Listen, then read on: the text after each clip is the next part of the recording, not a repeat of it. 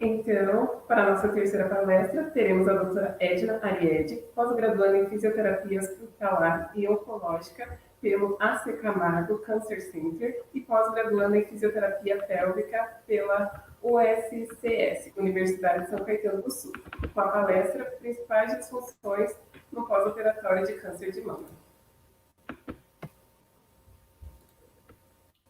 Olá, boa tarde a todas, a todos. Estão me ouvindo bem? Sim, estamos ouvindo. Vendo os slides também, tudo ok? Ok. Então, tá bem. Pessoal, é um enorme prazer estar aqui com vocês essa tarde, dividir um pouquinho de conhecimento e levar vocês para esse universo da oncologia, que é um universo à parte e é fascinante. Então, assim, eu sou uma apaixonada pela oncologia, eu comecei a estudar sobre o assunto já há mais ou menos uns 8 anos e me envolveu de uma tal forma que eu não me vejo trabalhando numa outra área, né? Eu gostaria, antes de iniciar a minha apresentação, parabenizar a Fernanda pela apresentação dela. Nós nos conhecemos, acho que há uns 3 anos atrás, num outro evento em Minas, e depois disso nunca mais nos vimos, e foi um prazer encontrar ela estando novamente. Um grande abraço e parabéns pela sua apresentação.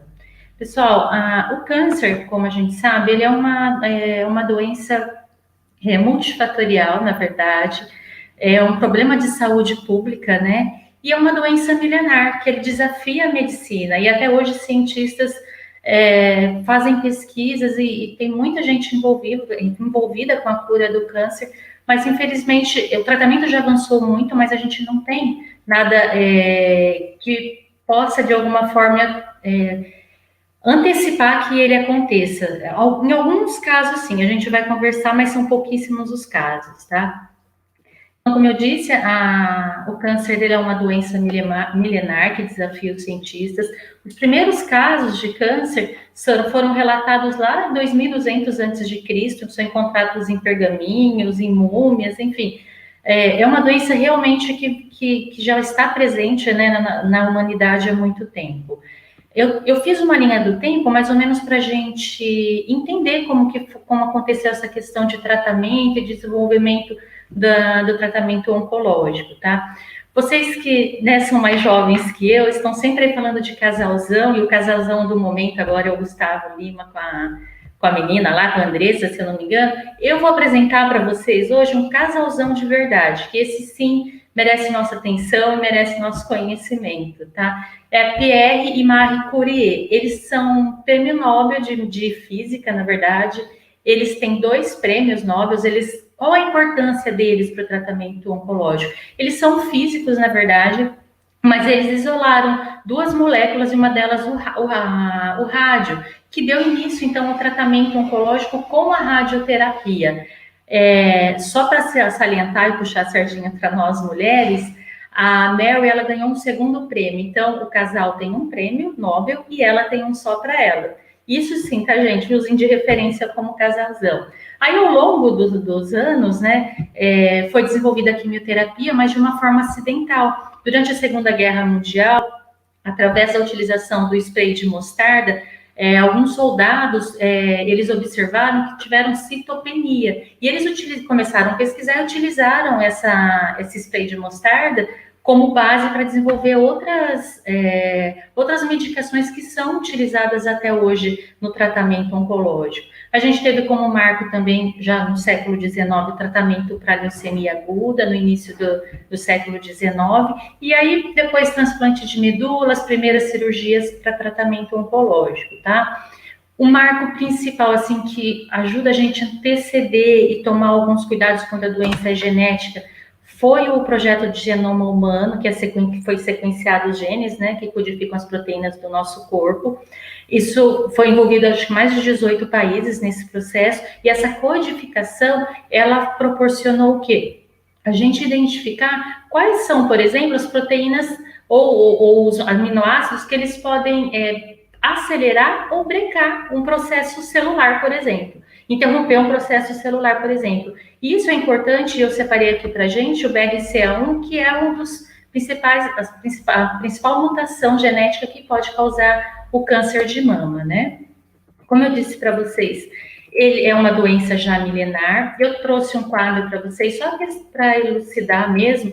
1500, esse quadro, a gente consegue ver nessa mulher uma retração de mama esquerda, então, assim, já é um sinal de câncer de mama, de câncer avançado.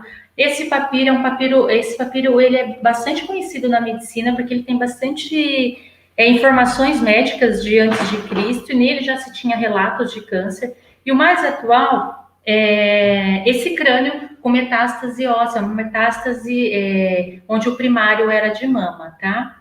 Só a título de curiosidade para a gente vir entendendo um pouco de tudo isso, né? De onde começou e como é tudo isso. Combater o câncer, então, eu entendo, né, que é uma causa da humanidade, é uma causa nossa.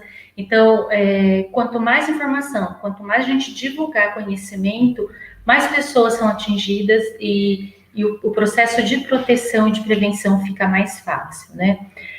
Eu trouxe para vocês um dado bem recente do INCA para o biênio 2020 e 2022, que eles trazem que 66 mil novos casos de câncer de mama vão ser detectados, são estimados, né, nesse período. Então, assim, é um número muito alto. Então, é a principal doença, é o principal câncer entre as mulheres.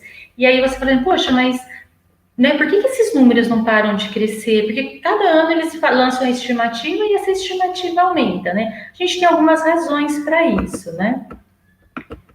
E aí a gente vai discutir sobre isso mais ao longo da apresentação. Deixa eu só fechar aqui. Vamos lá.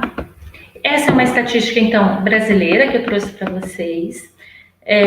E aí eu trouxe uma americana também, que ele compara a idade. Então, conforme a gente vai vendo que aqui, ó, o câncer de mama feminino, né? Conforme a idade, nas mulheres mais novas a incidência é menor, e conforme vai aumentando a idade, essa incidência também aumenta de forma significativa.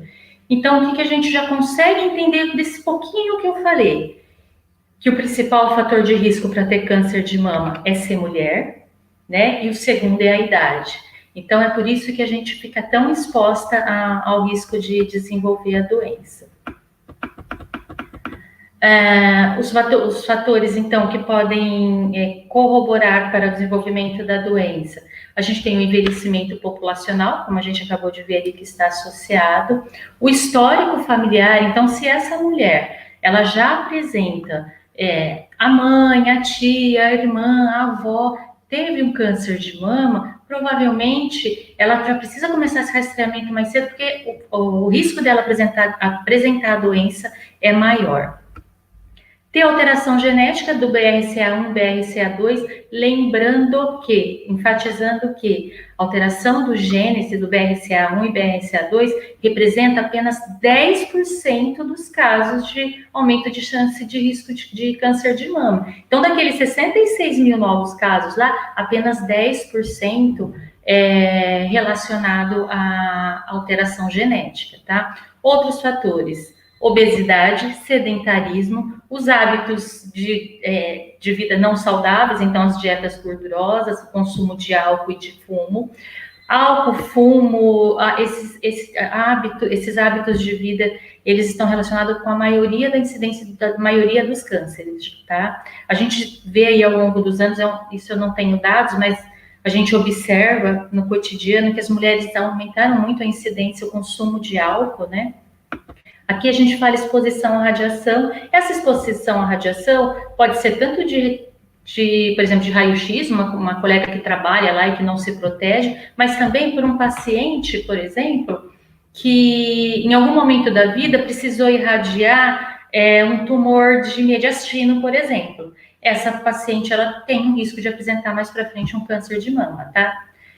A menarca precoce, então as meninas que começam a menstruar muito cedo, ainda na infância, e a menopausa tardia, porque a gente fica com essa grande janela aí de exposição aos hormônios, ao estrógeno, que também é um predisponente ao câncer de mama.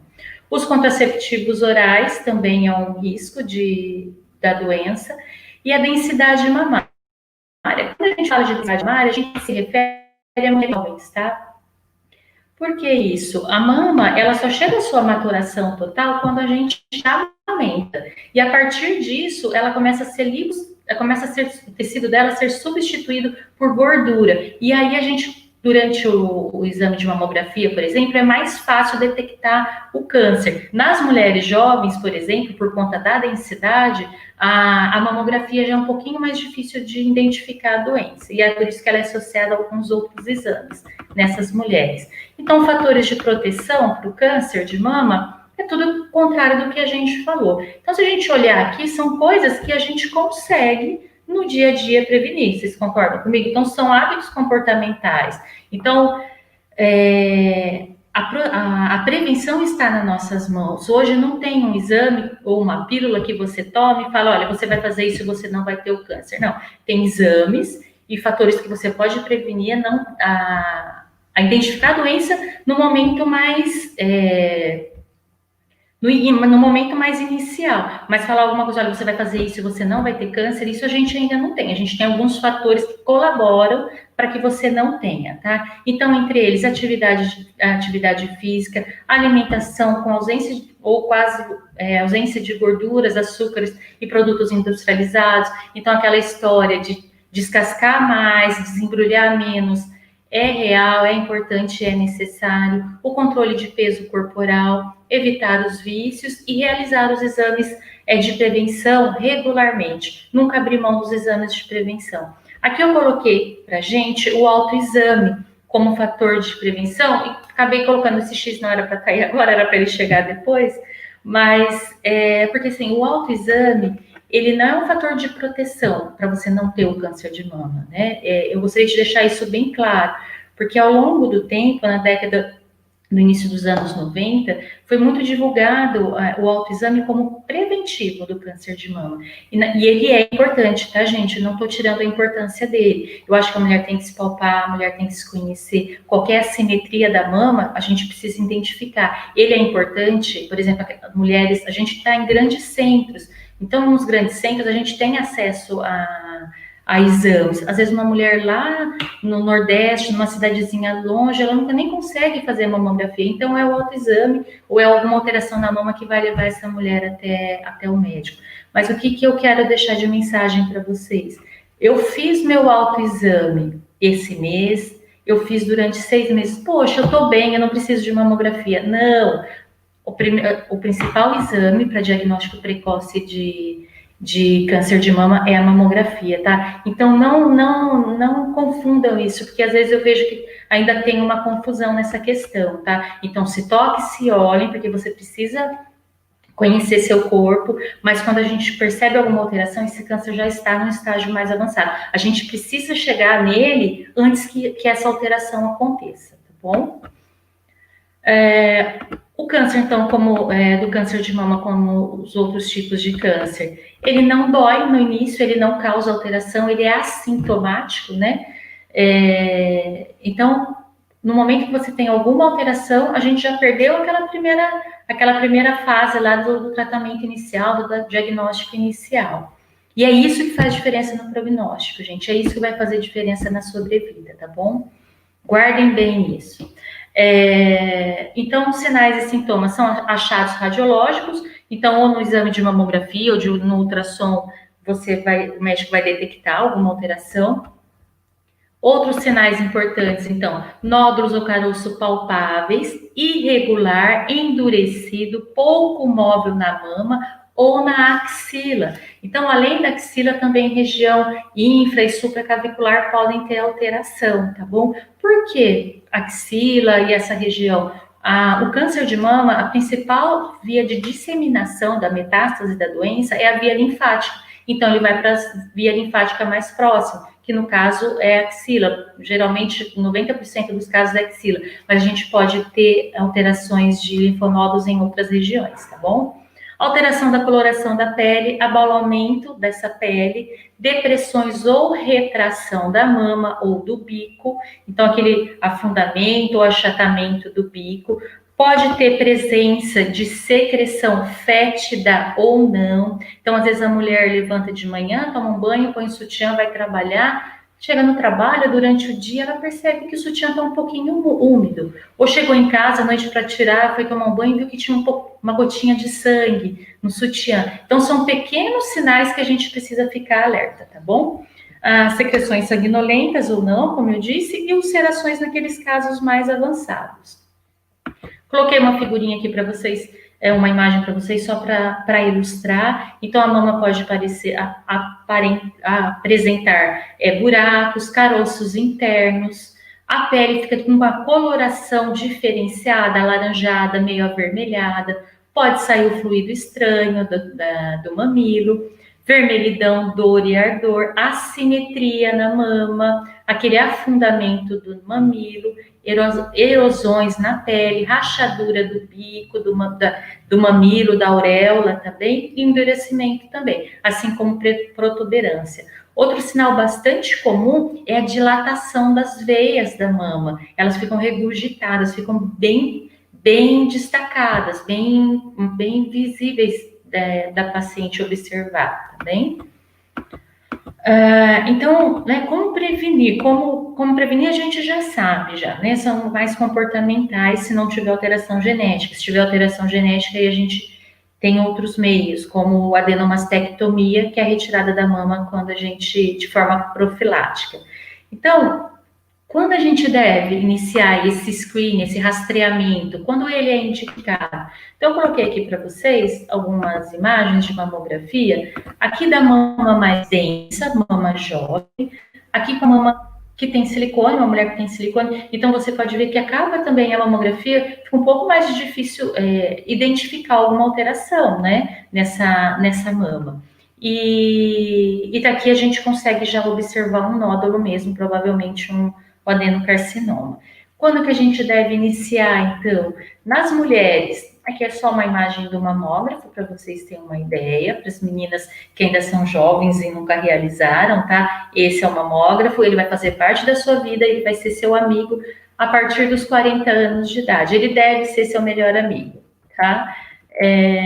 Então, o rastreamento, ele, nos casos, de uma forma geral, ele deve se iniciar aos 40 anos de idade, com mamografia anualmente e ultrassom. Por que mamografia e ultrassom nas mulheres mais jovens? Porque lembra da densidade da mama? A mamografia às vezes não consegue identificar nessas mamas, então o ultrassom é. Quando a paciente tem um risco hereditário, então a gente já considera como alto risco, se a mãe teve, se a irmã ou a tia teve, ela vai começar o rastreamento em torno dos 30 anos de idade, tá bom? E se ela tem alteração genética, esse rastreamento é mais cedo ainda, a partir dos 25 anos de idade. É lógico que isso o mastologista vai avaliar caso a caso, mas isso de uma forma geral, tá bom? E o rastreamento para as meninas a partir dos 40 anos, de baixo risco anualmente, e para as demais a cada 6 meses, tá bom? E aí, para o modo geral, acima dos 50 anos, faz sempre a mamografia anual intercalada com ressonância magnética, porque aumenta os riscos, né, conforme vai passando a idade. A gente já conversou sobre isso. Gente, eu vou falar bem rapidamente pelo BIHARDS. O BIHARDS, assim, é bem técnico, mas ele é uma classificação importante, padronizada no mundo inteiro de classificação de achados de imagem da mamografia ou da ultrassonografia. Então, se um dia você estiver atendendo lá no seu consultório, por um acaso chegou alguém lá para você que passou está passando por tratamento, ou já passou em algum momento, e te traz lá um laudo que vai dar BIHARDS 1, 2, 3, você já vai ter uma ideia mais ou menos o que significa, para que ele serve. Então, é para padronizar e auxiliar no diagnóstico. E para o médico, a partir dessa análise, saber se essa paciente ela só precisa de acompanhamento com imagem a cada 1 ano, a cada 6 meses, ou se ela precisa de um acompanhamento mais de perto, um diagnóstico, por exemplo, ou ser submetida a uma biópsia para avaliar essa alteração encontrada na mamografia ou no ultrassom, tá? Então, ela vai de 0 a 6. Geralmente, a partir do BIHARDS 4, essa paciente, os médicos são bem cautelosos, eles já mandam para investigação, então, geralmente já é feita uma biópsia, tá bom? E aí, conforme maior o score, maior o risco de malignidade. E quais são os tipos de biópsias? Eu vou passar de forma bem rápida, tá, gente? Não precisa se preocupar e nem se atentar a como cada técnica é feita, tá? É nível de conhecimento, de curiosidade, para vocês terem uma noção de tudo. A mamotomia, geralmente, ela é feita, então, naqueles casos onde as lesões são muito iniciais, que são naquele momento que ela deve ser diagnosticada, que são as microcalcificações. Elas são muito pequenas, para vocês terem uma ideia, elas não são visíveis nem no ultrassom, apenas na ressonância e na mamografia, tá? Então, são microlesões. E o que significa isso? Que a doença, ela ainda está reduzida dentro da cápsula celular, ela não extravasou o tecido. Então, assim, o diagnóstico nesse momento é fundamental para a cura e para uma cirurgia conservadora, por exemplo, tá bom? Uma outra modalidade, então, de biópsia é a biópsia aspirativa por agulha fina, né? Ela é sempre guiada por ultrassom, e aqui a gente já pode ver que o nódulo é bem maior e é bem fácil é mais fácil de visualizar do que a microcalcificações. A microcalcificação você precisa tirar partes do tecido para mandar para análise. Aqui alguns tipos histológicos, porque o câncer de mama, ele tem nome e tem sobrenome. Então, o sobrenome dele vai dizer muito mais para a gente da agressividade da doença do que propriamente o carcinoma, identificar que você tem câncer, tá bom? Também, por exemplo, aqui a gente tem um carcinoma lobular in situ, ele está só dentro da célula, mas ele pode ser um lobular invasivo. Então, a gente já sabe que ele é um pouco mais agressivo, tá? Aqui eu tenho, nessa figura, a gente consegue visualizar, então, um carcinoma ductal in situ, então ele está no ducto, aqui ele tem células normais, aqui ele já tem as células neoplásicas, mas ele ainda se mantém dentro do ducto, dentro da célula, ele ainda não extravasou essa cápsula celular, tá bem? Aqui é um pouquinho maior para a gente entender, então o câncer de mama, ele pode acometer o ducto ou o lóbulo, quando ele acomete o ducto, ele é um carcinoma ductal, quando acomete o lóbulo, um carcinoma lobular. Aqui a gente tem um epitélio, então, normal. Aqui tem um epitélio já com uma atipia, mas ainda não é câncer. Aqui a gente já tem um carcinoma in situ. A gente já tem toda a alteração celular correspondente ao câncer, que é aquela produção ininterrupta, né? E ele tem a capacidade de disseminar para outros tecidos, tá? Aqui a gente já tem um carcinoma que extravasou a cápsula celular e já invadiu outros tecidos, e aqui caiu na circulação sanguínea e linfática. Tá? Então, aqui só para ilustrar, a gente tem o mamilo, os ductos, né, mamários, e os lóbulos, só para a gente ter uma ideia aí de como é essa mama. A partir disso, então, a partir da biópsia e de toda a análise do anatomopatológico, o médico vai classificar essa doença. Essa classificação também é uma maneira de conduzir o tratamento de uma forma adequada e é um padrão mundial. Se essa paciente fizer o diagnóstico aqui e for fazer o tratamento, por exemplo, na Europa, através do estadiamento, eles vão estar falando a mesma língua. Ele vai pegar o laudo e ele vai saber do que se trata. Então, o T, quando a gente tem o T, ele vai de 0 a 4 e ele mostra para mim o quê? Se eu tenho tumor maligno, ele vai ser um T1. Se ele é T2, T3, T4, isso vai mostrar para mim o quanto de tecido ele já invadiu, o quanto ele é agressivo, tá? O N, se tem presença de linfonodos já acometidos pela doença. Então, durante a cirurgia, o médico também testa o linfonodo. Então, ele vai tirar um ou uma cadeia linfática e vai testar quantos estão acometidos. Então, também, se tem linfonodo acometido, N1, e conforme for maior acometimento, maior o score. O M é de metástase, 0 é porque a doença realmente foi só localizada, e metástase, se tem M1, é porque já tem metástase à distância, tá bom? Quais são os principais tratamentos, então, para o câncer de mama? O principal tratamento para o câncer de mama é cirúrgico, tá bom? 95% dos casos são cirurgia. Só não se faz cirurgia naqueles casos muito avançados e metastáticos, onde a cirurgia já não vai garantir sobrevida da paciente. Porém, ainda se analisa, por exemplo, para você controlar dor, pouquíssimos casos é feita num estágio mais avançado, tá? Mas isso é o cirurgião oncológico que vai fazer essa avaliação. Então, a cirurgia e radioterapia para essas mulheres, geralmente as cirurgias conservadoras cirurgia seguida de radioterapia. E tem os tratamentos sistêmicos também, que são a quimioterapia, a hormonioterapia. Se esse tumor, por exemplo, ele corresponde ao hormônio feminino, a testosterona, por exemplo, essa paciente, após o tratamento, vai receber uma medicação que supre esse hormônio, porque ele é como se ele alimentasse, vamos dizer assim, ou aumenta o risco dessa doença recidivar, tá bom? Imunoterapia e terapia-alvo, meninas, geralmente é utilizada, né, nos casos mais de difícil manuseio, que são os triplo negativos, que são as doenças mais difíceis, assim, de diagnóstico de câncer de mama de tratamento, tá? Então, a gente vê bem menos, que são nos casos mais avançados. Não vou entrar em detalhes, tá? Porque não é o objetivo da nossa aula. O tratamento cirúrgico, então, como eu disse para vocês, ele tem duas vias. Ele pode ser conservador e ele pode ter as mastectomias. Dentro do tratamento cirúrgico conservador, a gente tem a segmentectomia, que a gente consegue ver aqui que é uma cicatriz. Geralmente ele é feito com diagnóstico, já consegue dar margem segura, e a paciente apenas com uma pequena incisão consegue já retirar o nódulo, e com certeza essa paciente vai para a radioterapia, tanto ela quanto a paciente da quadrantectomia. Como a gente vê na imagem, é retirado todo o quadrante da mama. Mas como conservador, eu disse para vocês, conserva-se o quê? Conserva ainda mamilo, auréola e a glândula mamária também são conservadas, tá? Aqui a gente tem uma imagem de segmentectomia. E aqui um quadrante, tá? Então, a gente vê que é retirado parte do tecido, gordura, mas mantém ainda mamilo, areola e a glândula mamária. É retirado, em alguns casos, a aponeurose da musculatura do grande peitoral, tá bom? E a gente tem as mastectomias, que são as cirurgias mais amplas, mais extensas, tá?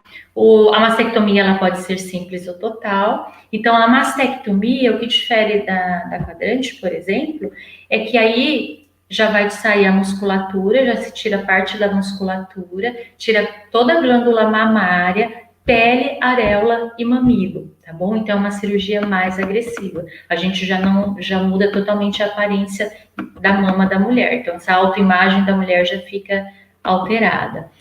Entre as mastectomias, aqui a mais temida e que mais deixa sequelas é a mastectomia radical, que é retirada a mama completamente, é retirado o peitoral maior e menor, né?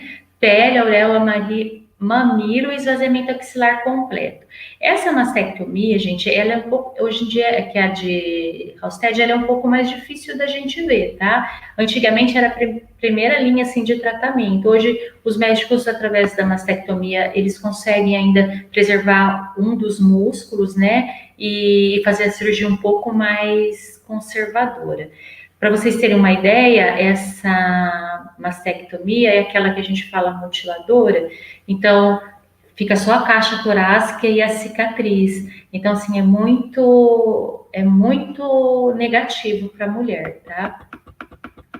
Aqui a mastectomia, então, que a gente estava falando, que é uma mastectomia também radical, mas ela tem algumas diferenças da outra.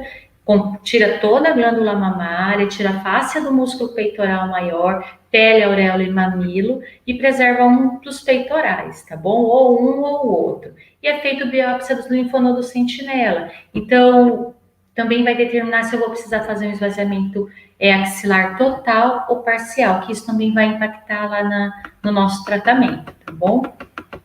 E quais são as principais alterações, então, que a gente encontra no pós-operatório dessas pacientes, né?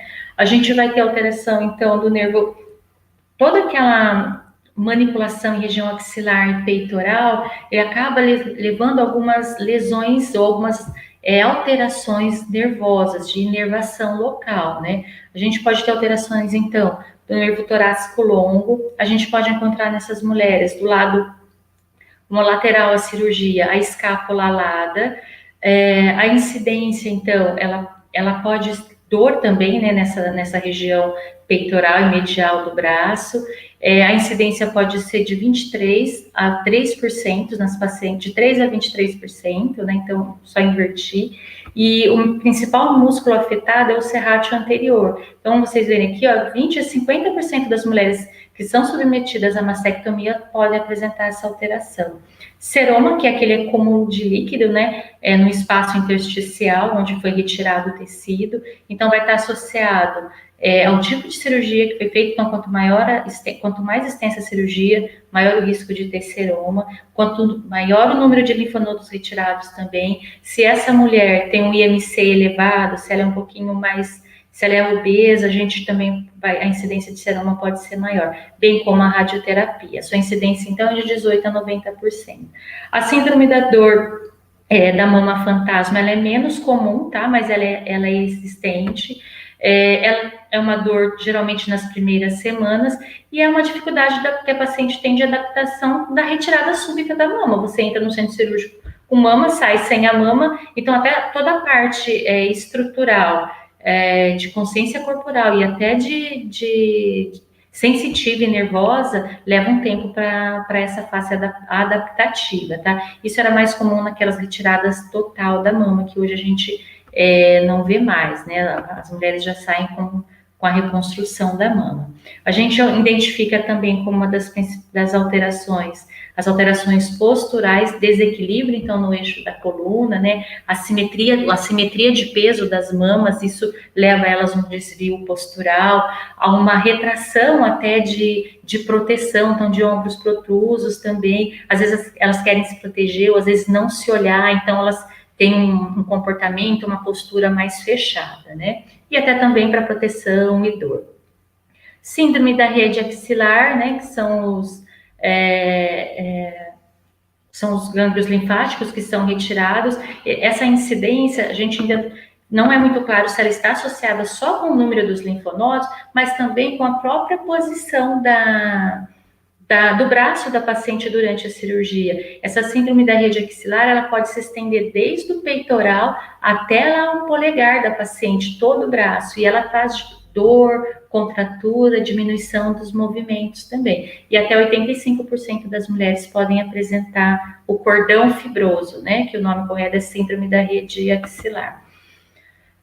O linfedema eu acho que é o mais conhecido, talvez, pela literatura, porque é bastante abordado, e é muito visível, né? Então, você vê uma mulher que fez mastectomia com aquele braço inchado, não tem muito como ela esconder, então fica mais visível, por isso talvez o mais conhecido. Ele pode acontecer de meses até anos depois da cirurgia, está relacionado com a remoção dos linfonodos, né? Se essa paciente teve retração e aderência cicatricial, se ela fez radioterapia, isso também vai ser um fator que vai piorar, vai aumentar a incidência do linfedema, e se ela também é uma paciente obesa, dependendo da idade também. E uma outra forma de ter o linfedema pode ser por invasão tumoral. Então, a própria extensão do tumor, ele comprime a região linfática de cavo axilar e acaba fazendo um linfedema.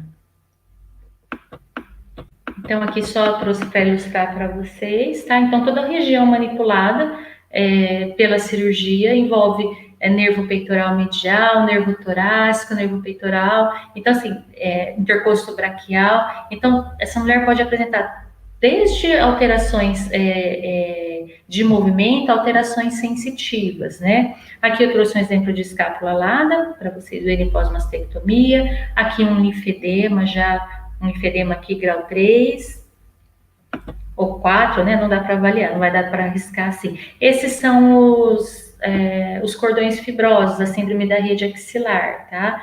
Que eles são, geralmente, a paciente, até mesmo paciente que fez só o linfonodo sentinela, às vezes a gente encontra esse tipo de alteração.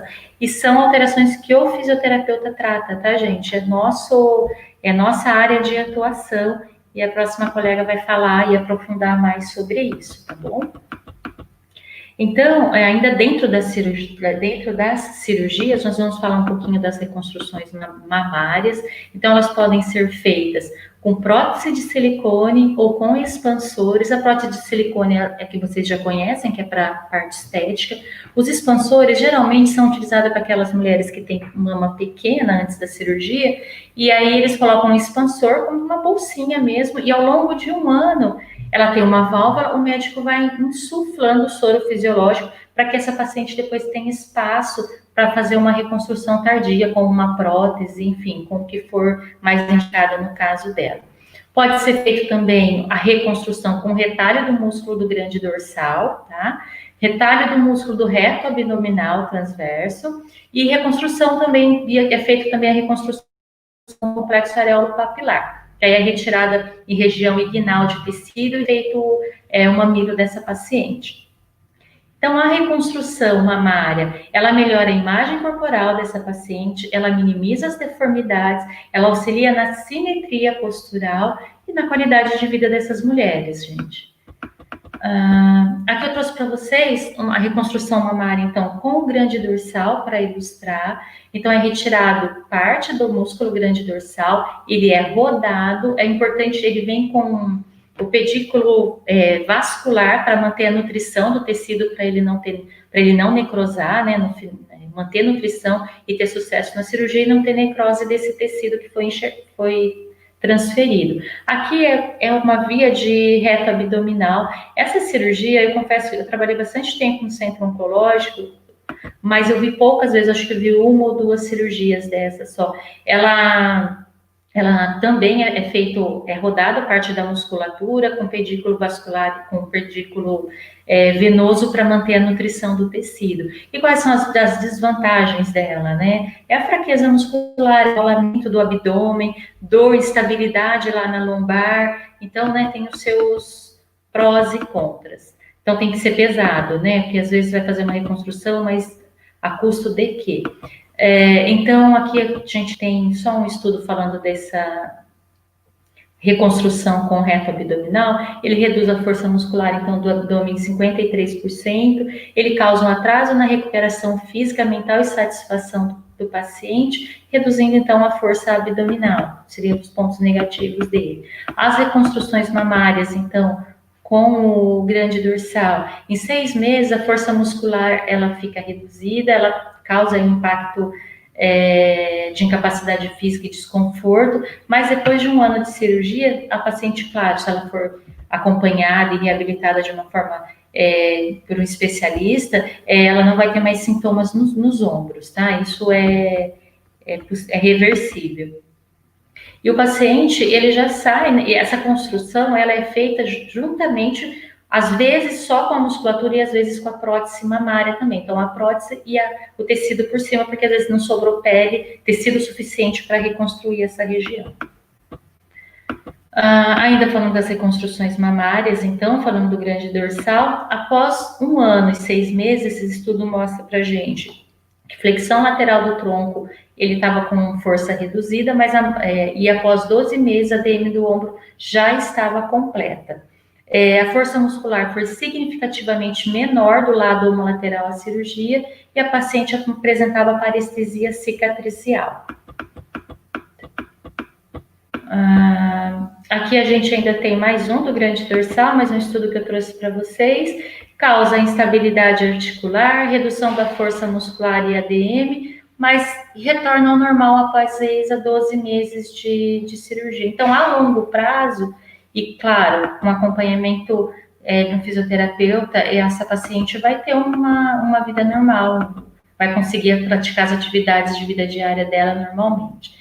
Gente, quanto à cirurgia, o que eu tinha para falar é isso. Eu vou passar rapidamente sobre a radioterapia, porque eu sei que não é o tema solicitado, mas ele impacta e ele influencia aquelas alterações lá da cirurgia. Ele vai potencializar, vamos dizer assim, aquelas alterações que a gente viu ali na cirurgia, tá? A radioterapia, geralmente, ela é adjuvante, ela é feita após o tratamento da cirurgia, tá? Ela vem para complementar o tratamento, dar segurança à cura, né, da paciente. Ela é feita, então, diariamente, todos os dias, menos nos fins de semana, para dar tempo da pele se recuperar. Como consequência, ela vai diminuir a propriedade elástica do tecido muscular, da derme da paciente, ela piora a retração cicatricial, o cavo axilar, embaixo da axila, que é manipulado durante a cirurgia, ele já perde um pouco de mobilidade, a rádio vai fazer com que isso aumente esse deslizamento, o cavo axilar, o que diminui e o que faz da dor também em região de ombro, tá? E alterar a ADM da paciente. Aqui, só de curiosidade, a radioterapia, então, nas pacientes que fazem radioterapia, a incidência de linfedema aumenta até 14%, de morbidades do ombro 45%, morbidade severa 5%, impacto na atividade de vida diária de 16%, dor e parestesia.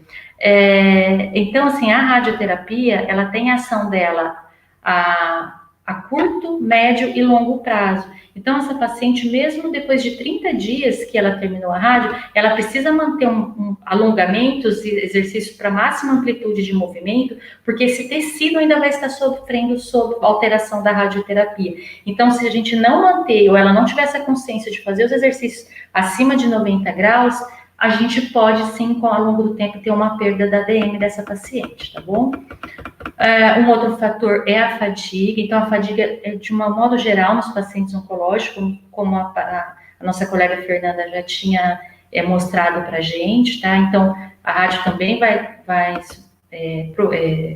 desencadear a fadiga nessas pacientes, e a melhor maneira de reverter isso realmente é a atividade física, tá? Aqui de curiosidade, então, são algumas lesões, né, que são causadas pela radioterapia. Então, a radioterapia, ela também pode impactar no tratamento da fisioterapia. Uma paciente com radiodermite, com grau avançado, por exemplo, a gente é limitado quando a gente se diz em movimento, mas a radioterapia também, a fisioterapia consegue também amenizar esses efeitos. Provavelmente vai ser abordado pela nossa próxima colega, tá? Aqui é uma curiosidade da quimioterapia, tá? Ela pode ser feita antes ou depois da cirurgia para melhorar a sobrevida dessas pacientes. Ela tem diversos efeitos colaterais, mas o que está relacionado a nós, fadiga, as neuropatias e náusea, que é o que o fisioterapeuta pode tratar, pode cuidar, né? Aqui, como disse, neuropatia, que são as síndromes lá do pé e a mão, elas têm formigamento, desde formiga, parestesia, às vezes muita sensibilidade ou sensibilidade diminuída nessa região dos pés e das mãos, e não é incomum essas pacientes terem torção de tornozelo e alteração de marcha e equilíbrio, tá? Por conta da quimioterapia. Eu acho que o que eu precisava passar para vocês era isso. Ainda que a gente, mesmo nos casos avançados, ainda que a gente não possa curar, a gente sempre vai poder cuidar e acolher essas pacientes. Então, a gente precisa também ter sensibilidade e acolher, que nem sempre a gente vai conseguir fazer com que essa mulher volte a ter uma vida como ela tinha antes. É claro que com a maioria a gente consegue, mas tem aqueles paliativos e a gente só vai poder amenizar a dor ou aliviar, ou acolher, às vezes, com uma conversa e aliviar a dor, às vezes, da alma, né? Muitas vezes é papel do fisioterapeuta. Gente, um último recado que eu gostaria de deixar para vocês, já que a gente está falando do Outubro Rosa, que é um mês de prevenção, eu juro que eu estou terminando, tá bom? Já está acabando já. A gente vê muita campanha de Outubro Rosa e eu estou feliz demais por estar aqui com vocês e tá participando de um projeto que fala realmente de prevenção de câncer, porque eu vejo muito as pessoas romantizarem o Outubro Rosa, né? Então, não é vestir a mulher de cor-de-rosa e colocar ela lá uma capa de Mulher Maravilha, não é assim que eles fazem? Ou chamar as mulheres de guerreira lá e falar que isso é Outubro Rosa, né? Então, isso me incomoda bastante. Eu sou paciente oncológica, eu fui diagnosticada com câncer de mama em 2018. Então, eu posso falar para vocês com propriedade de profissional e de paciente. A gente recebe essas mulheres todos os dias na clínica. E essa questão de super mulher, de guerreira, sufoca a necessidade dessa mulher se expressar emocionalmente. porque ela não tem que ser guerreira, ela não tem que ser forte, ela precisa ser acolhida e amparada nesse momento, né? Então, eu acho que esse também é um papel do fisioterapeuta, né? Eu acho que é um papel também de conscientizar os familiares, de conscientizar essa mulher, né? Que ela também vai ter altos e baixos e que ela pode sim, sentir dor e, enfim, né? Tem ter o seu momento também. Então, como eu disse, nós somos mulheres, nós somos humanas, nós temos dores, nós sangramos e nós carregamos cicatrizes. Nos comparar a mulheres maravilhas e heroína, pode e subestima, tá? O impacto físico e emocional da doença no nosso tratamento. Então, era essa mensagem que eu queria passar para vocês. Eu espero ter atendido as expectativas. Eu fiz tudo com muito carinho. Espero ter alcançado e mudado o pensamento de vocês de prevenção. Enfim, foi um grande prazer e uma ótima palestra a próxima convidada. Obrigada, doutora Edna, pela excelente apresentação. E realmente é muito importante para o fisioterapeuta ter o conhecimento das disfunções que existem, para assim ele prescrever um bom tratamento. Ótimo. Eu estou aberta às perguntas, se vocês tiverem. Estamos olhando aqui no chat e não tem nenhuma pergunta. Eu espero que não tenha sido tão ruim, né? Porque quando não pergunta ou não entendeu nada, eu não sei. Foi muito esclarecedora a sua apresentação. Muito obrigada. Foi um prazer. Eu agradeço o convite mais uma vez e estou sempre à disposição. Nós que agradecemos.